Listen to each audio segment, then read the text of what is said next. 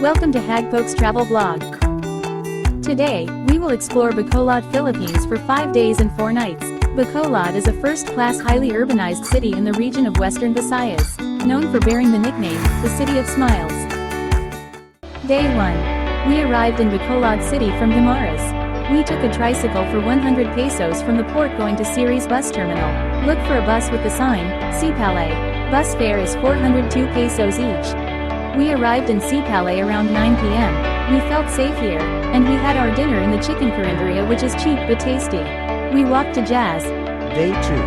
We rented a motorcycle for 700 pesos for 24 hours. There are no established motor rentals in Sipalay yet, so I have asked MassKara of Jazz Inn. Our first spot is in Perth Paradise Resort Sambulalong, Sipalay. This is the gate entrance and the dining area. You have to go up to reach the reception and the pool area. This is the middle section. Bring water in case you need to hydrate. The entrance fee is PHP 80 per person. The use of the pool is PHP 100 per person and the cottage is PHP 500. Other people were swimming, so we went up to the viewing deck to get a 360-degree look around the resort. After a tiring climb up, we were happy to see that it was all worth it because the view up there was beautiful. Looking at the islets that are filled with lush green trees. This is the 360-degree view of the resort.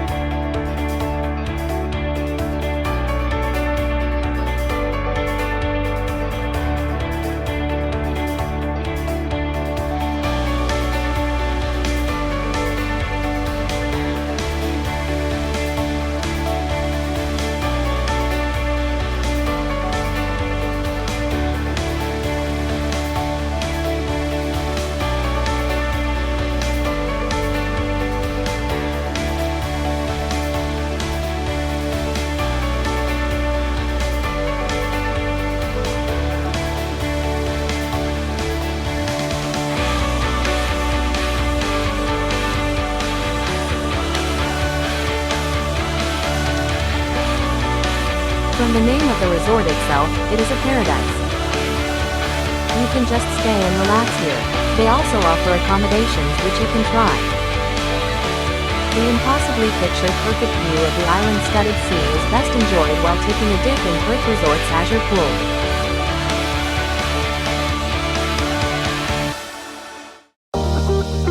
Our second spot is in Tinagong Dagat in Sipalay.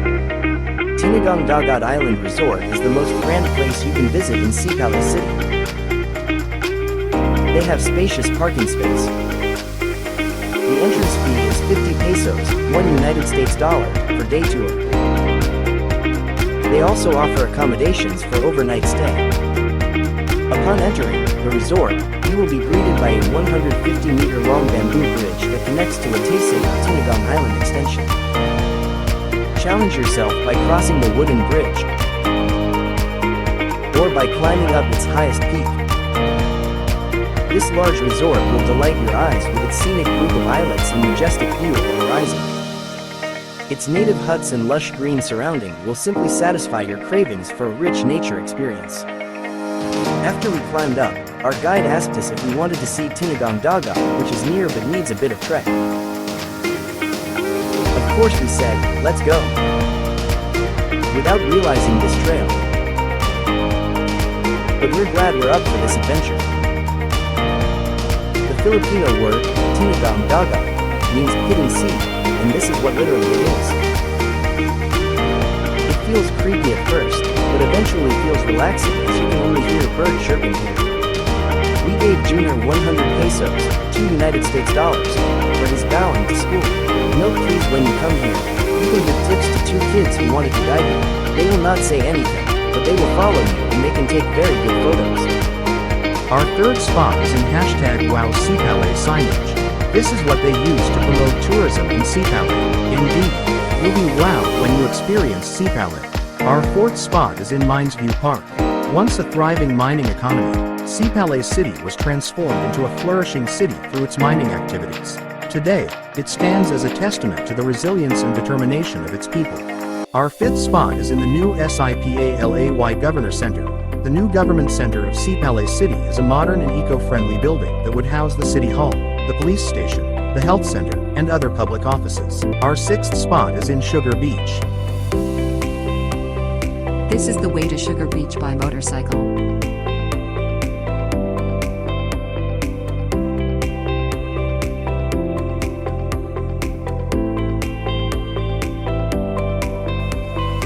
This is the entrance gate and you have to pay 50 pesos, $1, for motor parking to the woman in the store. The beach itself is free. You have to walk to this narrow gate to be able to go to the beach. Walk straight through this path for about 2 to 3 minutes until you reach the end. Sugar Beach is the kilometer-long sugary brown-colored sand beach in Sipalay.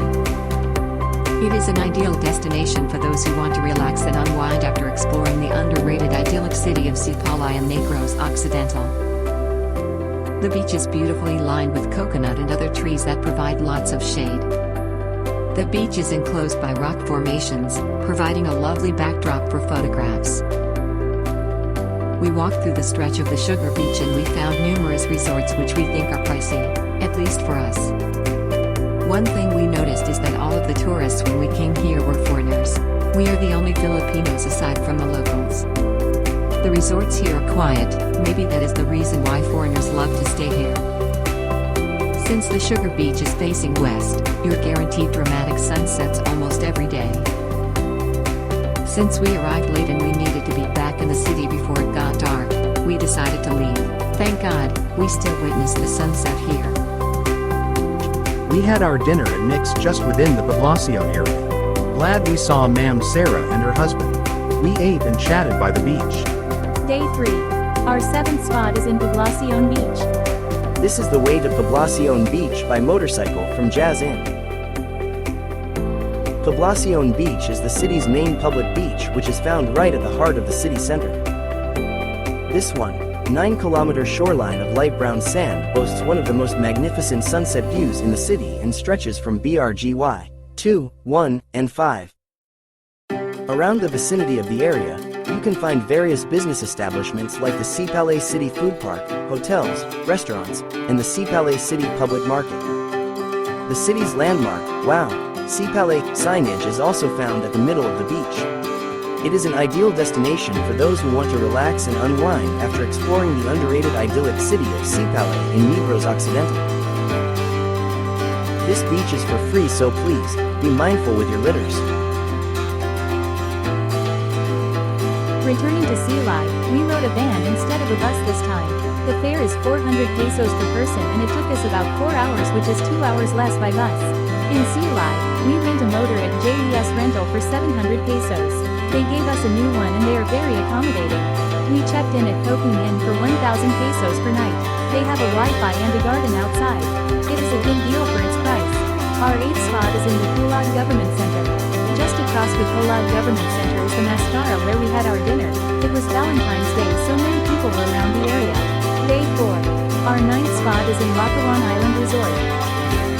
We left Silay City at 5:00 a.m. to meet the 7:00 a.m. boat schedule. Based on Google Maps, Silay ticket is about 49 kilometers or 1 hour. This is where we parked the motorcycle. It is spacious but pricey. We paid 80 pesos for the parking fee. We arrived before 7 a.m. and the vendors told us to wait because the tourism officer would arrive at 8 a.m. We have no choice but to wait. Good thing, there are available stores, eateries in the area. We decided to have our breakfast while waiting. When the officer arrived at about 8:30 a.m., and there are Korean food, so we registered. Note a lot of people are coming here on weekends. Since we were here on a weekday, we had to shoulder 1,000 pesos because we were less than 25 people. Good thing the other group let us pay 200 pesos only. Please note that there is no reservation. It is first come first served basis. So, instead of 500 pesos, we paid 600 pesos each including a special trip.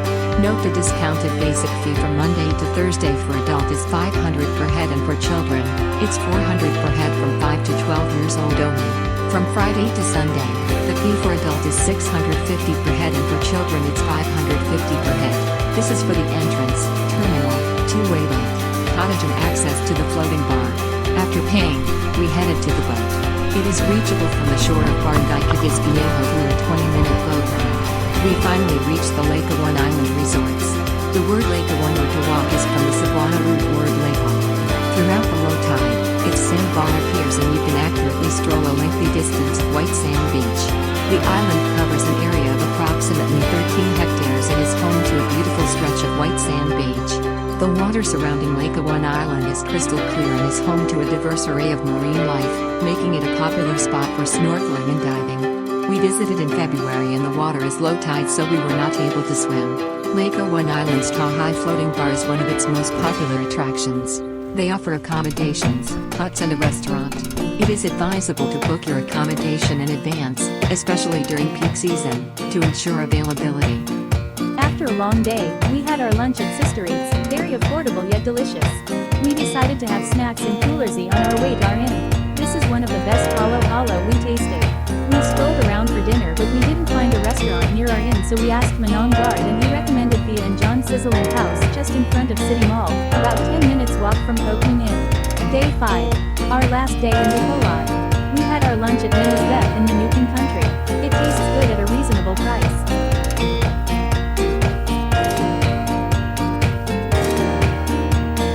This is the end of our Bacolod motovlog. See you in the next episode of Karaga. Subscribe to Hagpoks. Eat, travel, and repeat.